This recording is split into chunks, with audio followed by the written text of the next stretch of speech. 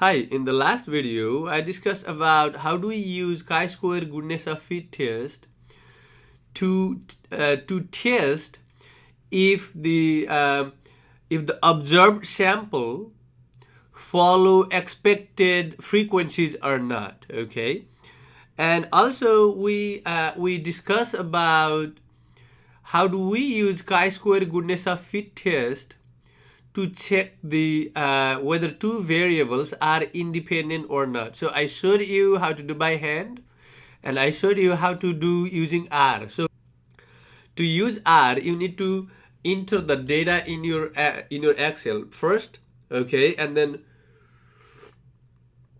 you save that as a CSV file, and then you need R to read that, okay. All right. So similar method will be used to test the homogeneity of proportion. What does that mean? That means if there are many proportions, if there are many sample proportions, and if you want to know whether the population proportions on for those samples are equal or not, then we can use chi-square goodness of fit test. Again, so this chi-square goodness of fit test is used for the categorical data, okay? So let us read. If samples are selected from several different populations and the researcher is interested in determining whether the proportions of elements that have a common characteristic are the same for each population or not, so the null hypothesis is all the proportion. I'm just taking 4 proportion here, but you can do more than 4. Okay, so the null and alternative hypothesis. So H0 is all these 4 proportions are equal, and H1 is at least one proportion is different from the other. Okay, so we use the method using contingency table. That is the previous one. That is the independence of the variables. To test the homogeneity of proportions, note that we use right-tail test. So we have been using right-tail test for all of those, right? Let us do one example. A psychologist randomly selected 100 people from each of 4 income groups and asked them if they were eating healthy. For people who made less than 30,000, 24% responded yes. For people who made 30,000 through 75,000, not including 75,000, 74,999. So 33% responded yes. For people who made 75,000 through 90,999, 8% responded yes. And for people who made, that should be 99, okay? That should be 99. For people who made 100,000 and more, 49,000 responded yes. At alpha equals to 0.05, test the claim that there is no difference in the proportion of people in each economic group who were eating healthy. So this is the sample finding, right? So what we want to do is, we want to, because see, for the low income less than 30,000, just 24% said yes. For the middle income, it says, I would say lower middle, right? 33% said yes. For the upper middle, 38% said yes, and for the upper, the 49% of those populations said yes. Now, what we want to know is, this is from the sample finding, right? So we want to test if in the population, if the percentage of the people who said yes for the healthy eating is same percentage in the population or not. You want to test that, okay? All right, so what is the solution here? Then this is a given thing. So household income, who said yes? So less than 30,000, 24%. That is 24 out of 100, right? So for each of those, they select randomly 100 people in each group. So 24% of the 100 is 24. So no is 76. Similarly, for this group, 33% said yes. So 33 is yes, 67 is no. Similarly, all this group, right? So the total is 400. Now, as we did before, so as I just mentioned here, is H0 is all the proportion in the population are equal, versus H1 is at least one of them is not equal, okay? Now, next we find the expected frequency for each cell using the method above. How do we do that? Is row sum times the column sum, right? So this is like to find out the expected frequency for this, for 24, how do you find the expected frequency? It's a row. So expected frequency for 24, for this 24 will be, the row sum is 144, 4 times the column sum is 100, divide by, what is the total, is 400, right? So you divide by 100, you get 4 here, and divide this by 4, what do you get? Is that 36? That's what you get. So expected frequency for 24 is 36. Similarly, find out expected frequency for this.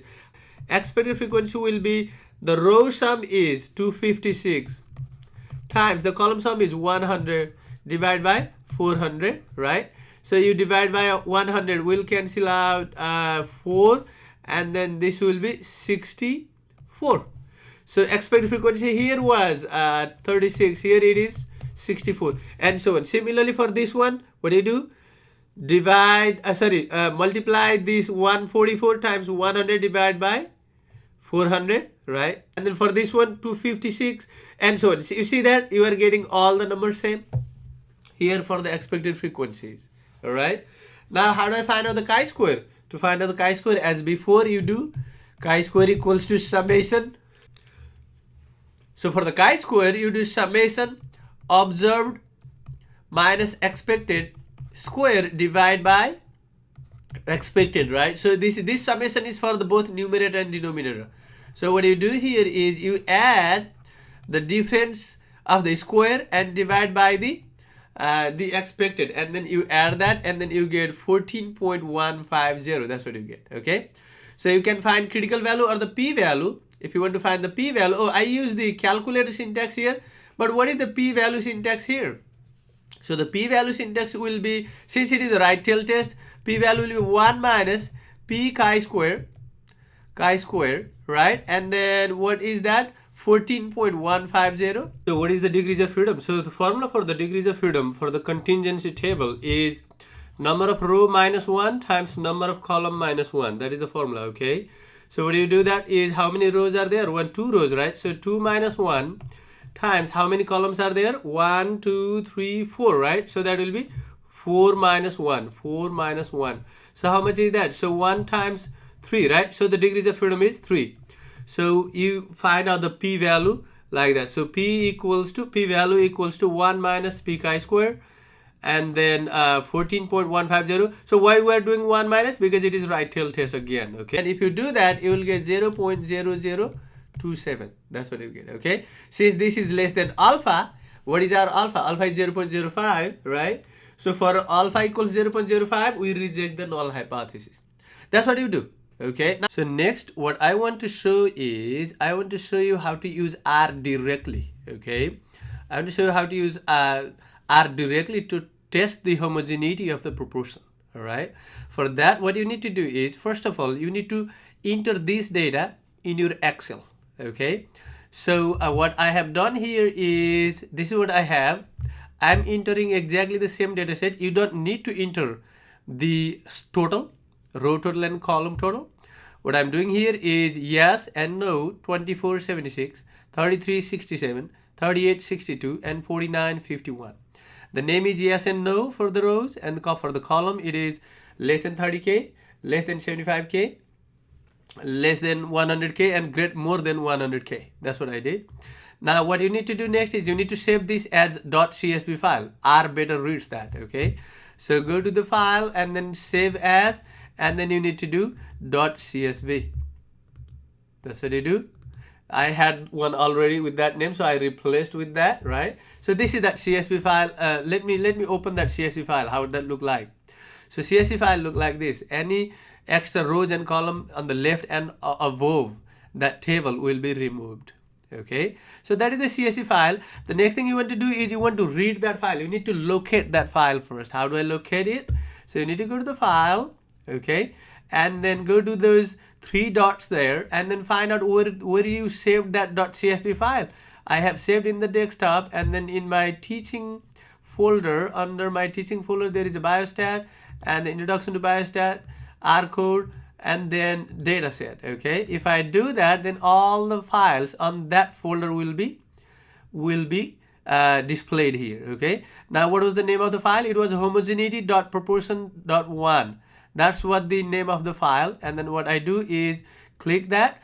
You may have to right click or left click, it depends on what computer you're using, right? So on the Mac there is just one click. On the window you may have to do the right click there. So import the data set, just click that one, and you just select this and copy this and cancel, and then you paste it here. You paste it here. Okay, that's what you do. Not here, on here, because this is the homogeneity of the proportion. You paste it here.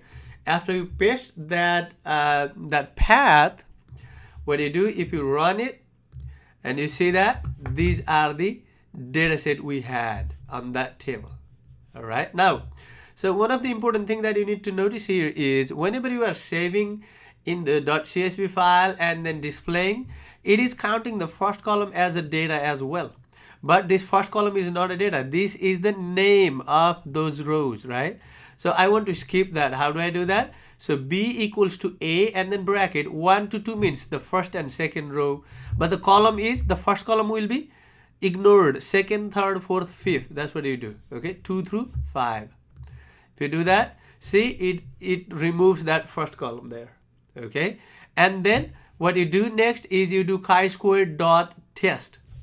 If you do chi-squared dot test, this is the value you get, 0.002709, 0.0027, which is exactly the same as what we got there. Okay, so is this less than the p-value? Is this less than alpha? Is this p-value less than alpha or greater than alpha? What was our alpha? Alpha was 0.05, right? So this p-value is definitely less than alpha.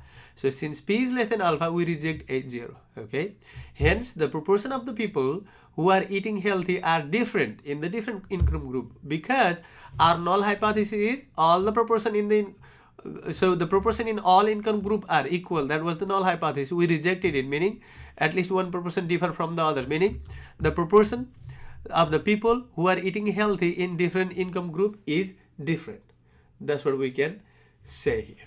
Okay, guys. The next thing that I want to discuss is the Fischer exact test. Let me go over some of the brief intro of this. So usually when the expected frequency in any of the cell is less than 5 while testing the homogeneity of proportion, the chi-square test is not recommended. In such case, we generally discard the row or column that contains the low expected frequency, or combine the frequency with the nearest row or column. However, such practices are not advised, since that may disregard the information that can be important to the hypothesis testing. So if possible, it is recommended to take the bigger sample.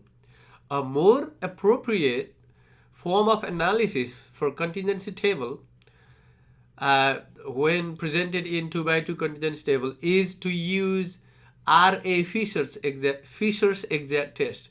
The Fischer exact test is generally used in one-tail test. However, it can also be used as a two-tail test as well. It is sometimes called a Fischer-Irwin test because it is developed by at the same time by Fischer and Irwin and H in 1930. So what is the Fischer exact test? Some experimental design do not only specify. So I'm going to give you a margin fixed and one size. So we call one margin fixed, two margin fixed. What is that about? Okay, let us discuss that first. Some experimental design do not only specify the sample size, but also indicate how many samples in each row or column they want to contain. Okay, because when you do this experimental design, you decide how many samples you want to take, right? What is the sample size? Not only that, you may be fixing at the beginning how many of one group under certain category, or how many of each category. So you will decide the total as well as you will decide the number of samples in each category. Okay, that's what it is talking about. So if only the sample size is fixed, we call no margin fixed. If one of the row total or column total is fixed, we call it one margin fixed. And in case of the both rows and column total fixed, we call both margin fixed. Okay, Fischer exact test is better if both margins are fixed, meaning row total and column total as well as the total of the total.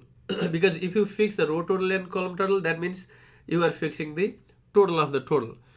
Okay, so assumption is it should be random sampling, and in the Fischer exact test, a directional hypothesis is assumed. What is that? We will talk. In the Fischer exact test, mutual exclusivity within the observation is assumed. So the not same person is counted in 2 rows or 2 columns. That's what it is saying. In other words, the given case should fall in only one cell in the table. All right. So the steps are write H0 and H1.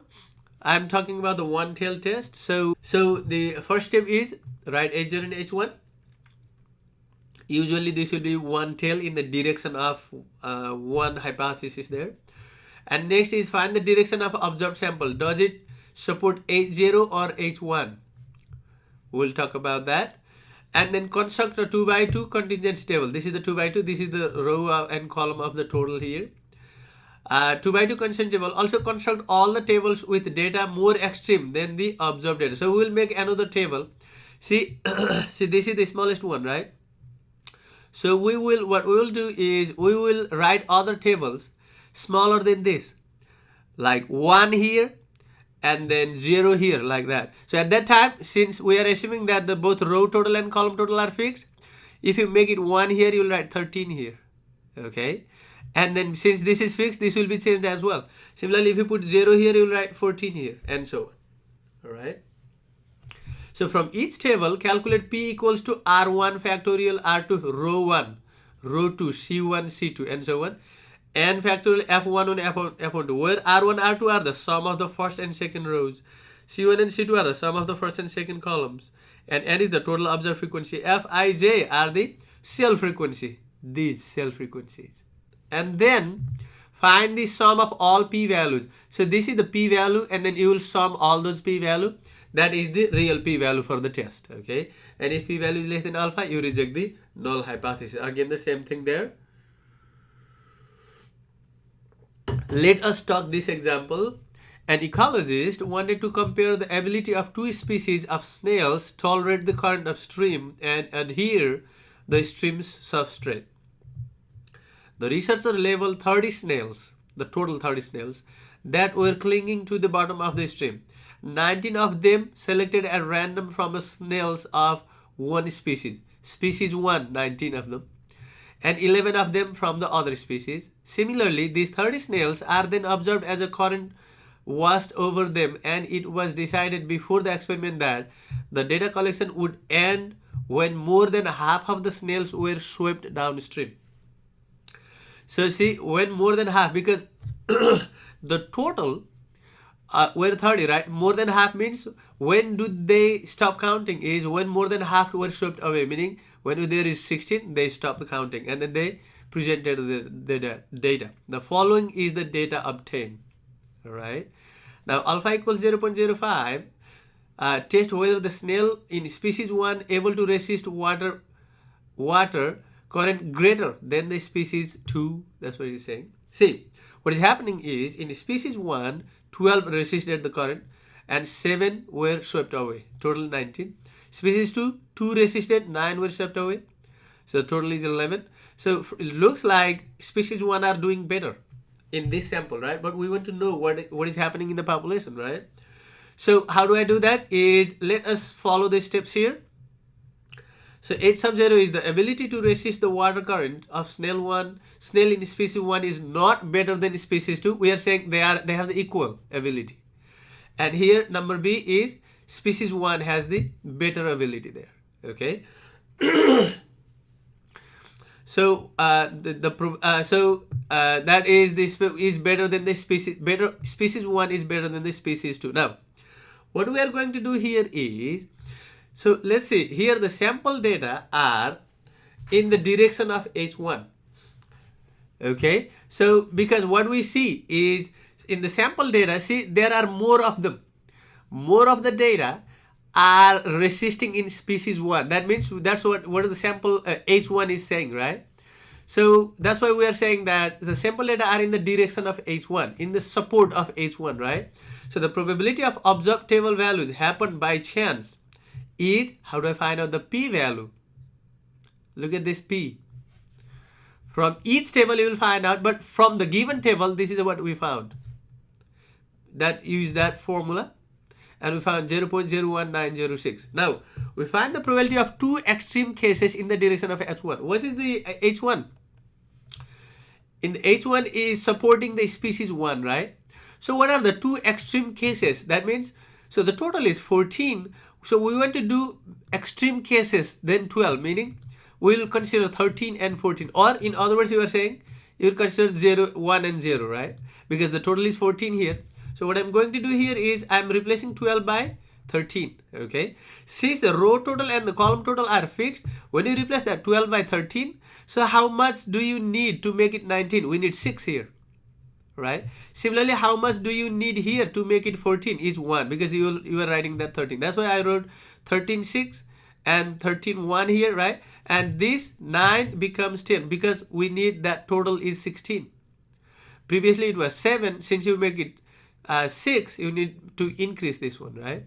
But these total, the total and row total, column total are not changed. Similarly, the next one will be, instead of 13, I am replacing by 14. So all these numbers are changed there, right? And for each of those, I am writing the p-value. How do I write the p-value? Is the factorial of the row total times factorial of the second row total times factorial of the column total times factorial of the column total divided by the factorial of the total times factorial of these and that number. That's what you were doing, and similarly you did that. Now what do? You add all those. The sum of all p-values is 0.02119. Is this less than alpha? What was our alpha? Alpha was given as 0.05. So this number is less than alpha, right? In other words, we reject the null hypothesis. The probability that the extreme values are happen by chance is very small. Thus, we reject the null hypothesis. So to find, there is a critical value method. So you can use a table. There is a table available online. You can do that Fischer exact test table. So you can find out that. But what I'm going to do next is I am showing you how to use this by R. Okay. So look at this. So what I'm going to do here is Fischer exact test for proportion. Okay.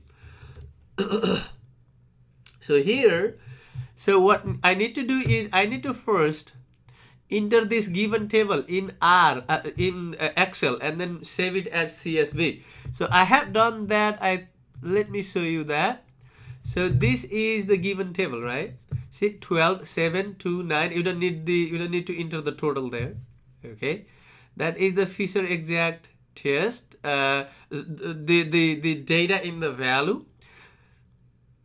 That is the data value in the given question, right? Now I am saving this as .csv file. Save as CSV file. When I do that, this is what I got.